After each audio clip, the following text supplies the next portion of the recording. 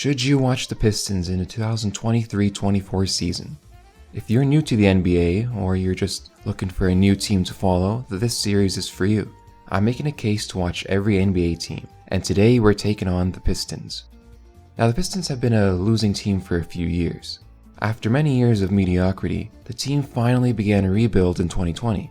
Over the next couple of years, they drafted some key players, starting with Cade Cunningham, the first #1 draft pick for the Pistons in 51 years. Cade had a solid rookie year, and the following year, the Pistons drafted Jalen Duren and Jaden Ivey, who are set to be two more cornerstones for the franchise. Unfortunately, Cade got injured last year and missed all of the season, so the year was a write-off. But the silver lining of losing came in the form of the 5th draft pick this year, which became the phenomenal Ausar Thompson. Now with Cade on the way back, and a new foundation in place, along with a new coach, the Pistons want to start winning. But can they make a leap this year? And, more importantly, will they be worth watching? Let's take a closer look at the 2023-24 Pistons. Before anything, it's important to know the Pistons' main goal this season. They aren't winning a championship, that's for sure.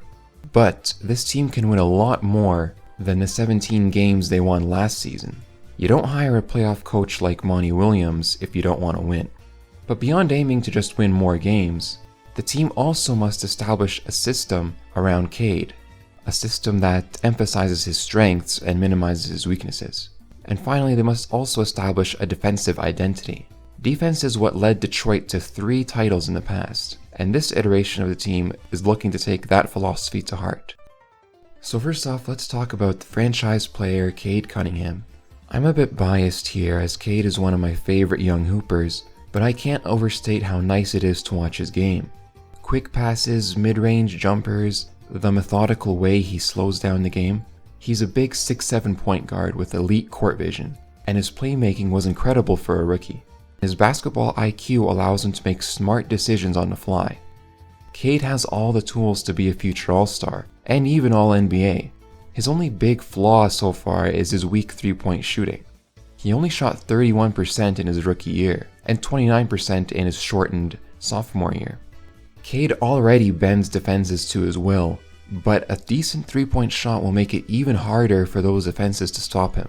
And that's really the biggest question to follow with Cade. Will his 3-point shooting improve along with the rest of his game this season? If he can dial it in, there's no stopping this guy. Next is Cade's partner in the backcourt. Jaden Ivey is entering his 2nd year, and this man is one of the fastest players you'll ever see. His explosiveness makes the Pistons a very fun team to watch, and it's fitting that Ivey is on the Pistons because this man drives to the rim on a V8 engine with a nuclear first step and supreme athleticism.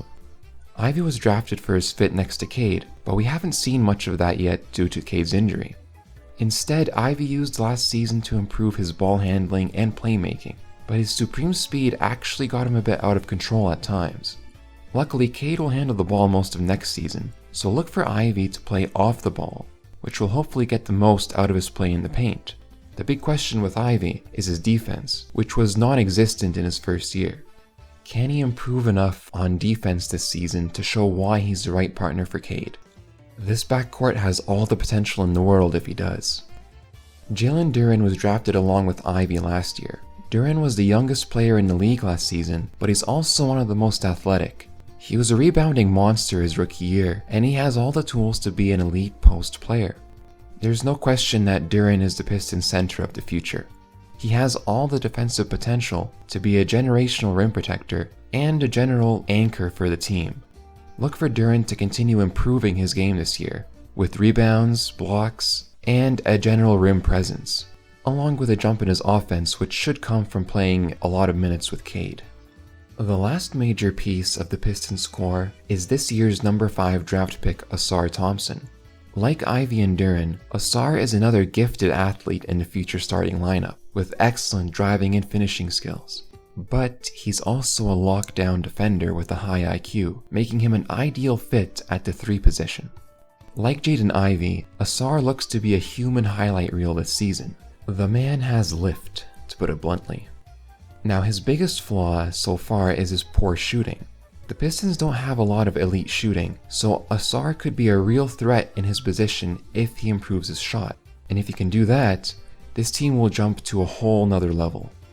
Let's talk about Isaiah Stewart. He's a 6'8" powerhouse forward who just signed a big 4-year, $64 million contract with the team.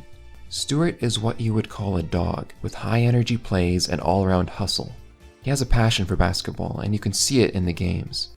He has a strong post game and rebounding ability, but it's his defense that makes him stand out. Now, his outside shooting has shown promise, but it is still mediocre. If he can develop into a decent shooter, he'll be able to provide space for Ausar and Ivy to get to the rim. As I mentioned before, Stewart's flexible defense combines well with Duren's rim protection. These two will be a defensive force if the season goes their way. But for that to happen, Stewart has to justify his contract by improving his shooting ability. Killian Hayes is the Pistons' backup point guard, and he's interesting. Hayes was expected to be a key piece for the team, but his performance has honestly been mediocre. Poor shooting, bad efficiency, turnover prone, the list goes on and on. With Cade returning from injury and the Pistons' off-season additions, it wouldn't be a surprise if Hayes isn't even on the team by 2024. Next, we have two draft disappointments that the Pistons have taken a chance on. The Sacramento Kings chose Marvin Bagley over Luka Doncic in the 2018 draft, and unfortunately he didn't do much of anything his first 3 seasons. The Kings finally gave up and traded him to the Pistons in 2022, and since then he's seen some improvement. He hasn't broken out or anything, but Bagley has great offensive abilities, and has great chemistry with Cade as a lob threat. I kinda want the Bagley redemption story to happen, and he can do it if he buys into being a role player. If he can avoid injuries, he can develop into a solid bench player for this Pistons team. The Golden State Warriors chose James Wiseman 2nd overall in the 2020 draft, and he turned out even worse than Bagley. Wiseman has never looked like a solid NBA player, with a low basketball IQ, bad decision making, sloppy defense, mediocre scoring, and proneness to injury. But Wiseman is also very big at 7 feet, making him a good backup at center for a team that could use some size. That honestly could be the reason the Pistons traded for him last season. He might not ever become a solid player, but who really knows?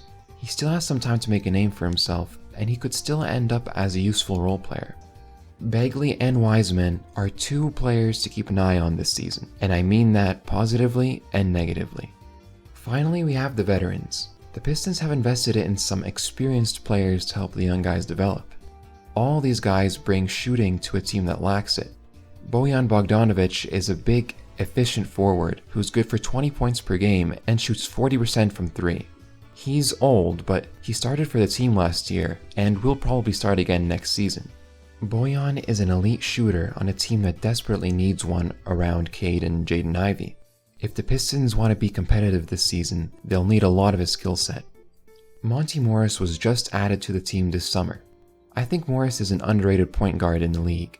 He's good enough to start on some teams, like he did last year with the Wizards, so he's a huge upgrade for Detroit's bench. With veteran playmaking and a low turnover rate, he's a great backup to Cade, and I see him taking minutes from Killian Hayes this season. Alec Burks is another veteran guard with great shooting skill. Burks is a decent bench scorer who can still play an important backup role on the team. He did some great work for the Pistons last year, so look for him to keep it up this season. Lastly, Joe Harris is an experienced wing player who also happens to be one of the league's best 3-point shooters. His defense is shaky and he's prone to injury, but Harris is a good bench pickup for his shooting alone. Playing next to playmakers like Cade, Ausar, and Ivy will maximize that shooting and make the team a lot harder to defend overall. Finally, the Pistons hired former Suns coach Monty Williams this summer. Monty is a playoff coach who's coming off great success with the Suns, who were always a threat under his guidance. They even finished as the 1 seed and reached the finals in the same year. His experience will be massive for the Pistons, as he introduces his own system that hopefully moves the ball more and is built around Cade's style of play. And that's your intro to the 2023-24 Pistons. This team is shaping up to be one of the most exciting young groups in the league, With a great mix of promising talent like Cade, Ivy, Duren, and Ausar, along with some experienced veterans, the Pistons have all the tools they need to make a statement. They might not be championship contenders yet, but they're a team on the rise, and a team worth watching. Thanks for watching, and be sure to subscribe if you want to see more of this series.